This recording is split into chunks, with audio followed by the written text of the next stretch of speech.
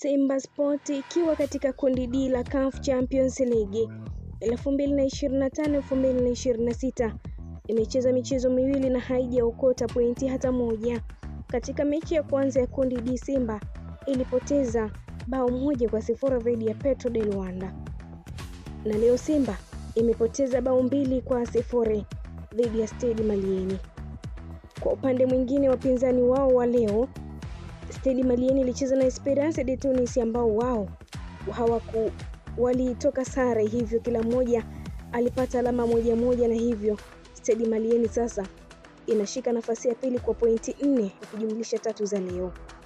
Mpaka sasa tunachanganyikiwa, hatuelewi ni Simba imepangwa kundi la kifo ama Simba wenyewe wameamua kulegeza, ama ni ubora wa makundi. Simba wamepangwa kundi gumu sana, kundi lenye Esperance de Tunis, Petro de Luanda na Stade Malien sio kundi la kawaida.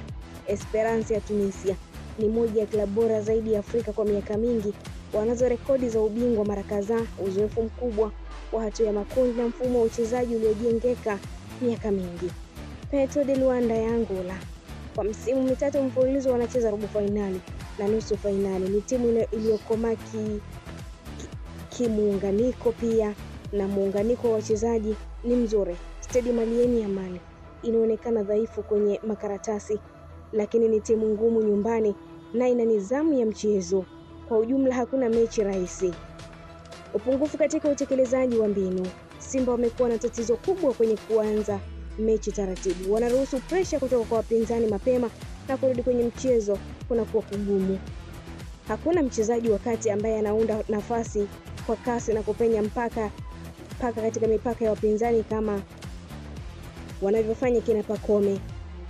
Goli nyingi Simba wanazofungwa kutokana na makosa madogo, umakini mdogo, kupoteza mipira rahisi au kutokuwa na communication nzuri. Simba wana wachezaji wanaoweza kufunga, lakini kwenye mechi kubwa za CAF wanapoteza nafasi za wazi, wanashindwa kuwa watulivu mbele ya goli. Mshambuliaji anabaki peke yake bila ushirikiano. Hii inafanya hata mechi ambazo wanazocheza vizuri bado wanapoteza. Kitu ambacho Yanga walikibadilisha misimu miwili iliyopita ni mindset. Simba bado wanaonekana kutetemeka kwenye mechi za ugenini au wanapokutana na timu zenye majina makubwa. Pressure ya mashabiki, historia ya timu pinzani, hofu ya kufanya makosa huathiri wachezaji. Kila msimu Simba hubadilisha kocha na kikosi kwa kiasi kikubwa. Hii inaleta shida. Wachezaji hawajazoeana, mfumo wa kocha hujaingia, hakuna identity ya timu inayodumu. Kinyume chake, Yanga wametulia kwenye benchi la ufundi mfumo mmoja kwa misimu mitatu sasa, ndio maana wameweza kupata alama ukiwalinganisha na kundi gumu walilokuwa nalo. Simba wanashindwa kutekeleza mbinu kwa kiwango cha juu, tatizo la umaliziaji na ukosefu wa ubunifu mbele, shinikizo na mtazamo wa mechi kubwa, mabadiliko ya mara kwa mara kwenye timu na benchi la ufundi. Hii ni Nile TV, endelea kutufuatilia pia, usisahau kulike, kushare, kucomment pamoja na kusubscribe channel yetu ili uendelee kufurahia taarifa zetu mbalimbali za kimichezo kutokea ndani na nje ya mipaka ya Tanzania. Kwa taarifa kemkem, endelea kutufuatilia Nile TV. Niliyekuandalia kusomea taarifa hii ni mimi Lizo Sport. Hadi wakati mwingine, bye bye.